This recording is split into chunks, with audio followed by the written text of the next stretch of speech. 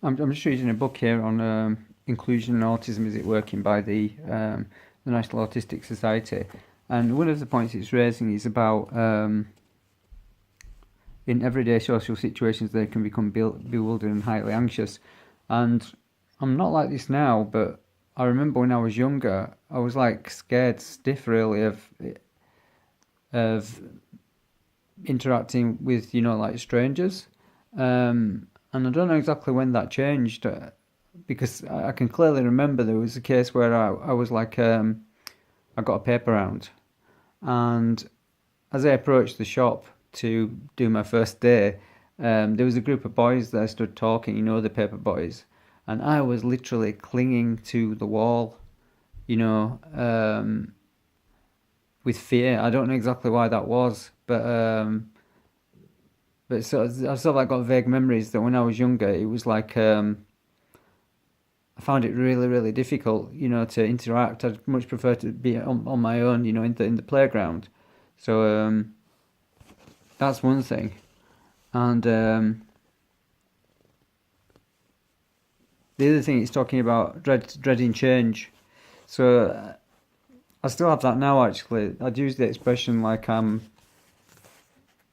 calm and composed, but I don't feel at ease. So I just have this look of composure, and I've managed to sort of like push through that. I've found a way to actually push through situations that changes in social situations, um, but it's not necessarily. I really don't like it in my like present work. There's often the case where I don't know if a customer is going to be available for me to help them. Um, and it's just the fact that I don't actually know until the actual point when I go to see the customer that I actually find out, and I find that very disturbing. Not knowing whether they're going to be available or not. Um, I really don't like it. I can deal with it, but I really don't like it. It gives me a funny feeling. Whereas I can think about it and think, well, it shouldn't really matter whether they're going or they're not. You'll find out when you get there. I can sort of like say that, but it doesn't sit easy with me. I really don't like it at all. I just like to know definitely whether somebody's going or they're not, and not be left in limbo.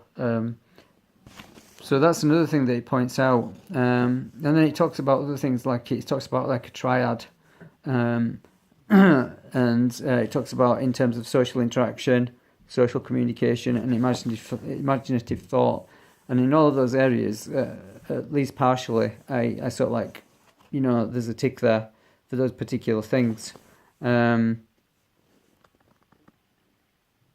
yeah, but it sort of like goes with my my high functioning, that it's not like right in your face. It's just in most cases it's like probably a lesser level than somebody who's more pronounced in terms of their disability.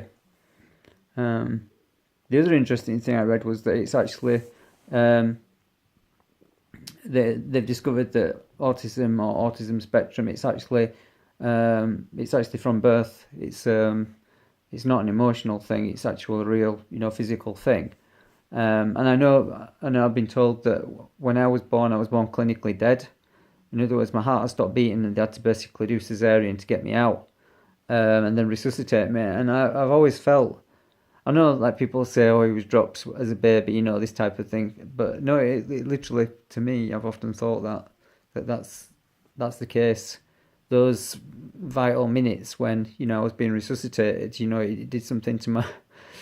I don't know, maybe that sounds so like really bad, but that it was it affected my brain somehow, because all of these things, these strange things about myself. Um, that's that that would be one thing which would explain those things. Um, so yeah, so just quite a few things there. There was the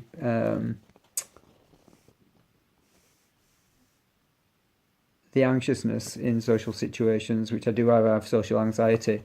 Um, I don't like crowds. I'll actively avoid them. Even like doing things like going to communal prayers and stuff like that. I just get overwhelmed. um, what else?